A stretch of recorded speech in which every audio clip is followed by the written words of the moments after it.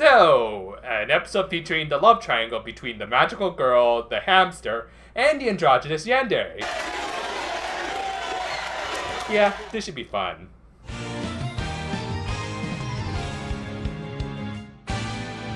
After skipping the usual intros, we see that Homari was celebrating her third straight local competition win. Would have been nice to actually see her journey to acquiring that gold medal, but again, I think something else is filling up Homari's plate. Yeah, needless to say, a certain ship was sailing strong, as everyone could tell.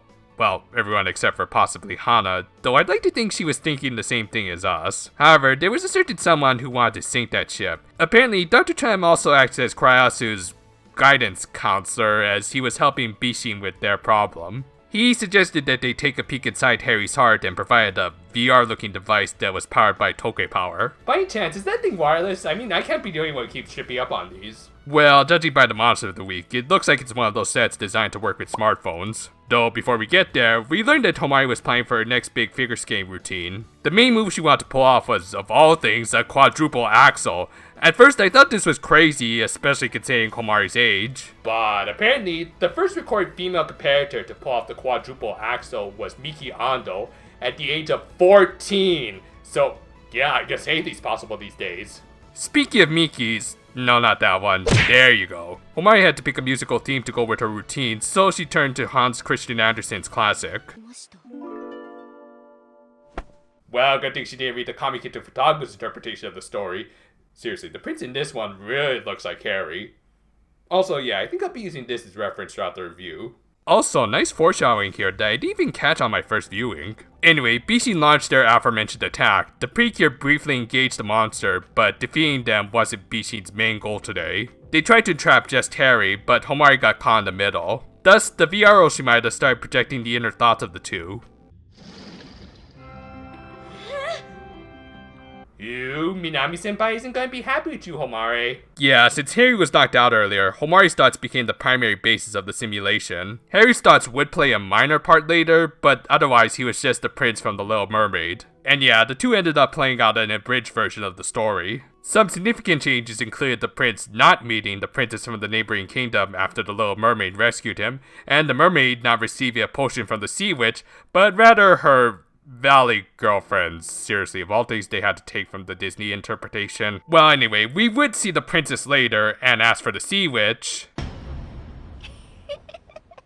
Seriously, dude, which one are you? I think I read somewhere in the Precure wiki forums that they might be male according to the creators, but I didn't see a source, and really, even if the creators actually did say that, I would only take it with a grain of salt. Meanwhile, on the outside, the remaining Precure couldn't launch any significant attack without risking harming Homari and Harry. And yet, they still tried to annoy the thing. Thus, the Moshimida countered by digging into Homari's subconscious and turning the Precure into... Again! I'm working on the small Precure review! Stop rushing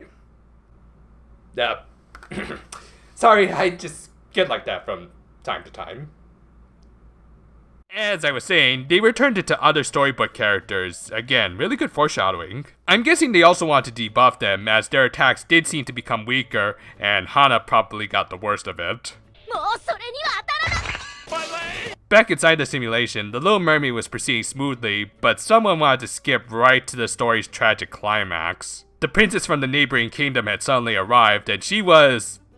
Flora? Jeez, I was kidding earlier, but are we actually getting our second legit crossover of the season? No, actually, this was someone from Harry's memories, likely the person who rescued him from Kryasu. So, unlike in the original tale, this princess genuinely earned the prince's affections, leaving this mermaid even more out in the cold.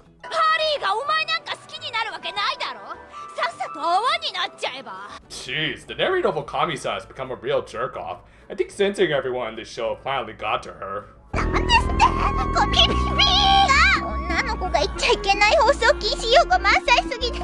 Still, as petty as those words were, they had enough of an impact to start up a Sayaka Miki effect. Also, I'd like to give this show credit for remaining true to actual mermaid lore. Willing to bet this is an image that's going to terrify a lot of little girls across Japan. Still, with some words of encouragement from her friends on the outside, this mermaid managed to avoid a bad end. Homari and Bishin then engaged in a really good fight. It was short, but it was really well animated, and of course, the clashing of two similar love rivals acts as a nice topping. Harry and Homari managed to escape, and they all finish off the Oculus monster. Bishi retreated back to Karasu where they revealed their true form as one of the guys from Harry's old gang. Yeah, I didn't mention it earlier because, quite frankly, I think it was way too obvious of a twist, so I'm just glad they got out of the way here and what the? What a twist! So yeah, after that little bombshell, the episode ended with Harry waking up, not remembering anything that had transpired, which worked out perfectly for someone who wasn't willing to express her true feelings just yet. Absolutely insane twist aside, this was actually another really solid Homari episode. Not the best, but still really good stuff. As someone who does like the original Little Mermaid tale, not the Disney version, this episode was somewhat of a treat and did fit in well with what has become one of my favorite subplots in the series. This love triangle, or square as it is now, has become the source of some great drama and intrigue.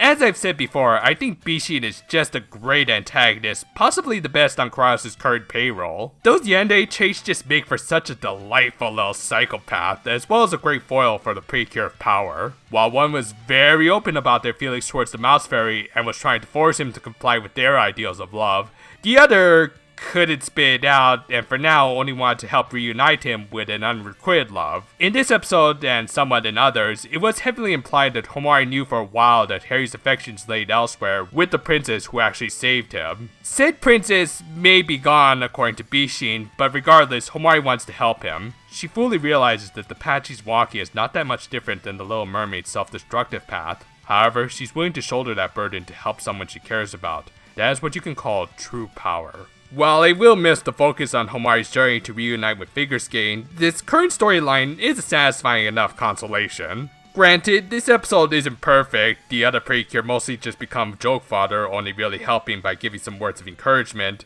Then again, as long as they're not spelling out the solution for her, then I guess I should consider that a plus. Darn it all, Ichika. Still, you can pencil me in as interested as to where they're going with this crazy new twist, as well as next week's episode, which has a very ominous title. As I mentioned earlier with my little outburst, production on the second part of the Smile Precure review is going well. Hopefully it'll be out later this or next week. Look forward to it, and until then though, farewell for now my friends, and if you'll excuse me... Siri, can you tell me M. Night Shyamalan's address? I need to have a word with him.